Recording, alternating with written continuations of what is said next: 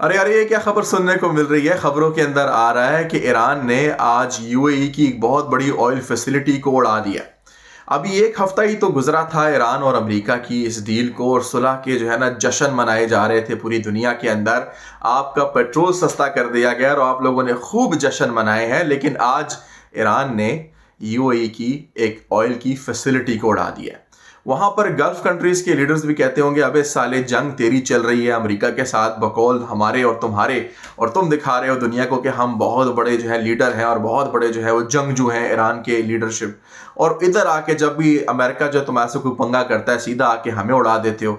इस दफा तो अमेरिका ने कोई पंगा भी नहीं किया और तुमने हमें उड़ा दिया है। ये किस खुशी में कर रहे हो हमारे साथ? फिर बाद में वो सोचता है, फिर वो कहता है ईरान की लीडरशिप को कि भाई टेंशन नहीं लेने का, तेरा भी अब्बू वही है जो हमारा अब्बू है। अब्बू जान हमारे यूएई को, हमारे गल्फ के कंट्रीज को दोबारा से बाहर बना देंगे, जैसे ही हमारा अब्बा, सबसे बड़ा अब्बा इजराइल आके जो है वो यहाँ पर कब्जा करेगा। और उसी के लिए तो तुम ईरान की लीडरशिप काम कर रहे हो, तो टेंशन नहीं लेने का। अवाम को इसी तरह मंजन बेचेंगे, चूरन बेचेंगे, लॉलीपॉप देंगे, और अवाम जो है वो मुसलमानों के हक में जो है वो नारे लगाएंगे और कहेंगे कि जी ईरान कितना बड़ा शेर है, ईरान कैसे खड़ा हुआ है पूरी मुस्लिम के उम्मत के लिए। लेकिन असल में मुझे पता है और तुम्हें पता है, ये ईरान और यूएई के लीडरशिप आपस में बात करें, मुझे पता है और तुम्हें पता है कि हम किस अब्बू के लिए काम कर रहे हैं। अभी जो ये आप लोगों ने तेल की कीमतें कम होती हुई देखी हैं और एंजॉय किया है, अब आपकी जहन साजी हो गई है। अब अगली दफ़ा जब तेल की कीमतें बढ़ेंगी तो आप उसी तरह से सुकून से सो जाओगे कि भाई टेंशन ही नहीं, पहले भी जंगें हुई थी, पहले भी आग भड़की थी, एकदम से तेल की कीमतें बढ़ी हुई, सब्र करो, रुको ज़रा, सब्र करो, 1-2 हफ्ते, 2 महीना दो, उसके बाद ये तेल की कीमतें दोबारा अपने और नॉर्मल लाइफ के ऊपर आ जाएंगी। तो आप लोगों ने कोई अपनी प्लानिंग नहीं करनी, कोई तैयारी नहीं करनी, ज़िंदगी इंजॉय करनी है, और बीच में ये छोटे छोटे बच्चे अपने अब्बू के लिए ज़मीन साफ कर रहे हैं, रास्ता साफ कर रहे हैं। अब देखना यह है कि किस वक्त ये तुर्की को भी इस जंग के अंदर शामिल करेंगे। देखना यह है कि कितना ताकतवर बनाया जाएगा ईरान को, और कब ईरान को पूरे इस खित्ते का चौधरी डिक्लेयर कर दिया जाएगा। क्योंकि याद रखें, $300 बिलियन अब्बा हजूर ने, अमेरिका ने अपने प्यारे बेटे ईरान को देने का वादा किया है, जिसमें से $60 बिलियन, $60 बिलियन ईरान तक ऑलरेडी पहुंच चुके हैं। उसकी 40 साल की सैंक्शंस खत्म कर दी गई हैं।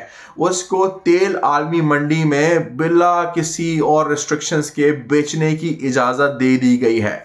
अब ज़रा प्यारे प्यारे फरिश्तों से, और जो आपके सुनने वाले और मेरे सुनने वाले, उनसे सवाल करता चलूं कि तेल तो ईरान पहले भी पाकिस्तान को बेच रहा था, और वो आ रहा था स्मगलिंग के ज़रिए।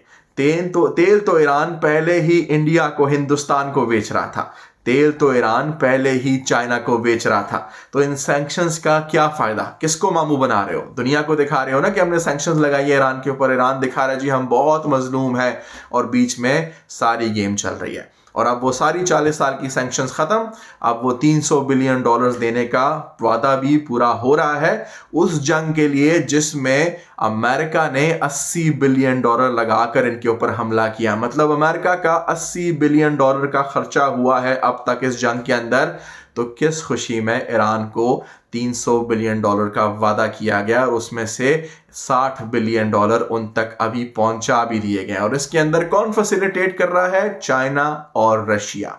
मेरे भाई, अमेरिका और रशिया की तो आपस में 36 का आंकड़ा है, वो तो आपस में दुश्मन है, लड़ाई कर रहे हैं। और चाइना और अमेरिका के भी आपस में ठस ठस होती रहती है, एक दूसरे को आंखें दिखाते रहते हैं। लेकिन कितने भाई चारे की तरह सारे ऐसे आ गए हैं, मिलकर गले लगा रहे हैं, झोपियां डाल रहे हैं, दुनिया में अमन कायम कर रहे हैं, और आपको और हमें मामू बना रहे हैं। असल में वो ज़मीन साफ हो रही है जिसके लिए इन्होंने ये सारी प्लानिंग रची, और वो ज़मीन मजबूत हो रही है जिस इस्फहान से आपके मामू दज्जाल मामू ने निकलना है। और वो निकलेगा गुस्सा खा के। मतलब यही कि तब तक ये ईरान की सरजमीन इतनी पावरफुल हो चुकी होगी कि वहाँ पर वो बैठा होगा और वो राज कर रहा होगा। कोई उसका प्लान ख़राब होगा तो तभी वो ईरान के शहर अस्फहान से निकलेगा गुस्सा खा के। तो वो ऐसे वहाँ पे क्यों बैठा होगा? सोचने की बात है। ज़मीन किसके लिए साफ़ की जा रही है? पूरे गल्फ़ की। और वहाँ पर किसका ग्रेटर नक्शा बनने वाला है? फिर भी अयाशी करेंगे हम लोग, सोचेंगे और बेवकूफ़ इसी तरह से बनते जाएंगे जब तक कि हमारी आंखें इस तरह ना खुल जाएं और हमें अपने सामने अपनी मौत आती हुई नज़र ना आ जाए।